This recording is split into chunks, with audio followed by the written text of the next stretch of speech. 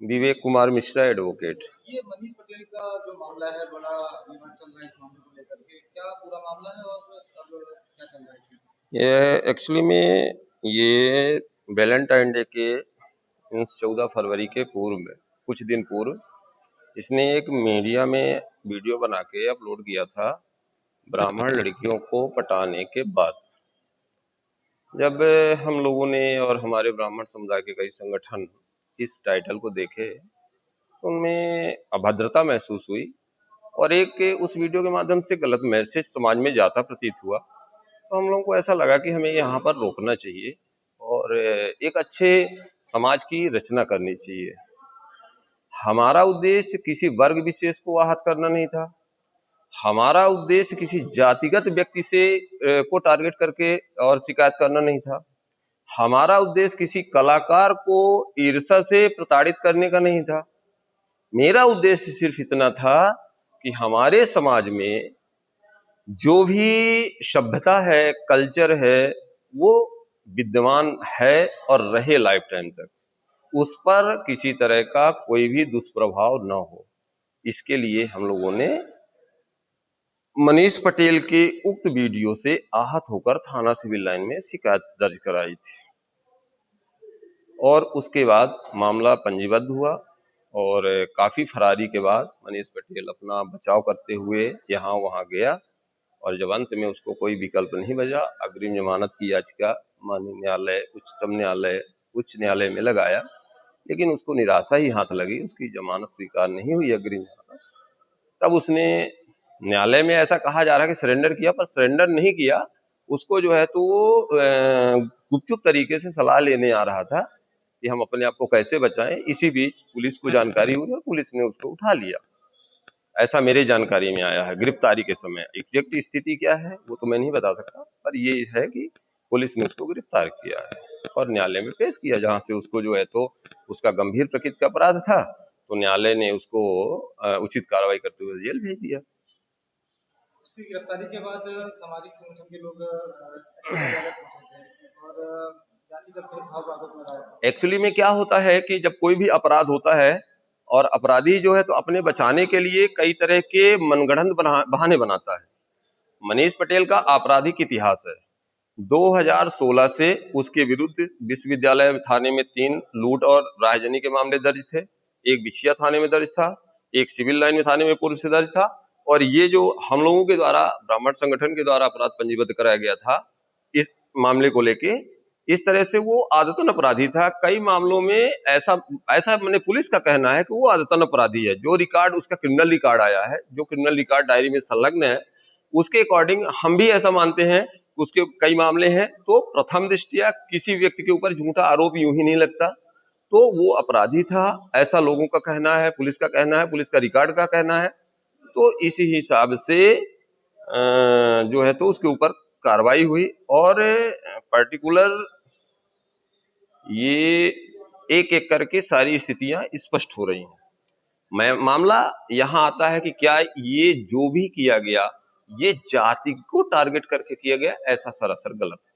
देखिए, अपराधी की कोई जाति नहीं,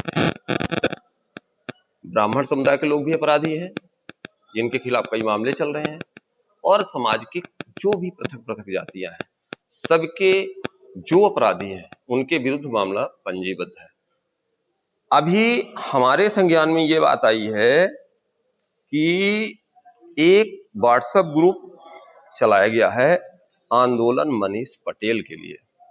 ये व्हाट्सएप ग्रुप है और इसमें ब्राह्मण जाति, ब्राह्मण महिलाओं के लिए अश्लील, अभद्र, गाली युक्त शब्दों का प्रयोग किया गया है। मैं आप लोगों के माध्यम से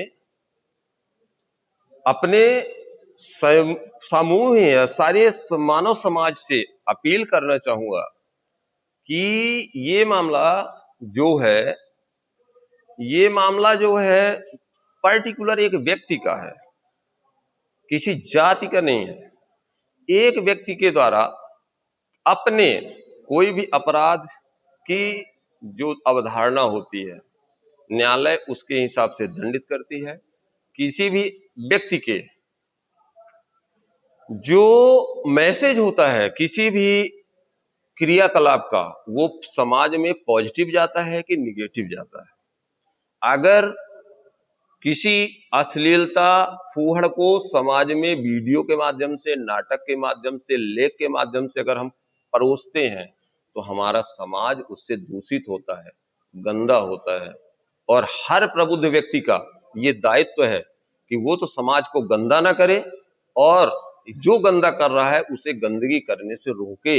हम लोगों ने उस गंदगी को रोकने का प्रयास किया है, किसी जाति के ऊपर उंगली नहीं उठाई है, किसी जातिगत आधार पर मैंने कोई ईर्षा में काम नहीं किया है। मैं मनीष पटेल को जाति रूप से या व्यक्तिगत रूप से जानता ही नहीं था, मेरी कभी मनीष पटेल से मुलाकात नहीं हुई है, या मेरे संगठन के जो भी लोग हैं, ऐसा लोगों को कहना है कि ये यूट्यूबर के कलाकारों की प्रतिस्पर्धा से ईर्षा के साथ, प्रतिस्पर्धा में ईर्षा के साथ लोगों ने जानबूझकर उसकी प्रतिस्पर्धा और साख को खत्म करने के लिए जानबूझ के ऐसा किया गया है, इस बात का मैं पूरी तरह से खंडन करता हूं। ऐसा बिल्कुल नहीं है, क्योंकि हम लोग कोई न कलाकार हैं, न कोई उससे हमारा कोई लेना देना है। मनीष पटेल के द्वारा जो भी वीडियो कंटेंट बनाया गया था ब्राह्मण समाज को लेकर के, क्या ये एक स्टंट था अपने व्यूज बढ़ाने के लिए, या मैं जानबूझ के टारगेट किया गया है समाज को? चूंकि मैं ऐसा मानता हूं कि उसके पूर्व उसने व्यक्ति विशेष, समूह विशेष, जाति विशेष, पंडित, पूजा अर्चना से संबंधित, सैनिक, जो कि हमारी भारतीय सेना और हमारे भारत की शान होती है, उनको टारगेट करके वीडियो बनाए गए, और लोगों ने उनकी शिकायत की थानों में जाके और अन्य माध्यम से। अगर इसकी जानकारी होने के बाद मनीष पटेल के कर्मों में सुधार नहीं हुआ, तो निश्चित तौर पर ऐसा माना जाएगा कि वो झूठी लोकप्रियता हासिल करने के लिए ऐसे विवादित जानबूझ के पोस्टर और ये वीडियो बनाए गए हैं। अभी क्या केस अभी आरोपी मनीष पटेल जेल में है। अभी आज उसकी चतुर्थ सत्र न्यायाधीश महोदय के यहाँ जमानत याचिका लगी थी, हमने उसमें आपत्ति की थी। आपत्ति में जो भी हमारे पक्ष थे वो हमने रखे थे। अभी न्यायालय के सामने जो है तो आदेश है, तो मामला विचाराधीन है, देखते हैं आज होता है या कि कब होता है, जैसा भी होता है, पर अभी आदेश के लिए माननीय न्यायालय ने सुरक्षित रखा है। मनीष पटेल बचाओ आंदोलन अभियान का एक ग्रुप बना हुआ है, उसमें भी कई सारी अभद्र टिप्पणियां की अभद्र, हाँ, क्या आप एक्शन लेंगे?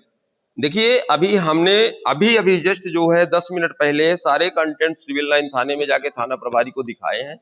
अभी मैंने लिखित में तो कोई शिकायत नहीं दी है, पर निश्चित तौर पर अभी मैं यहाँ आज मैं ये देख रहा हूँ कि समाज में वर्ग संघर्ष की स्थिति निर्मित हो रही है।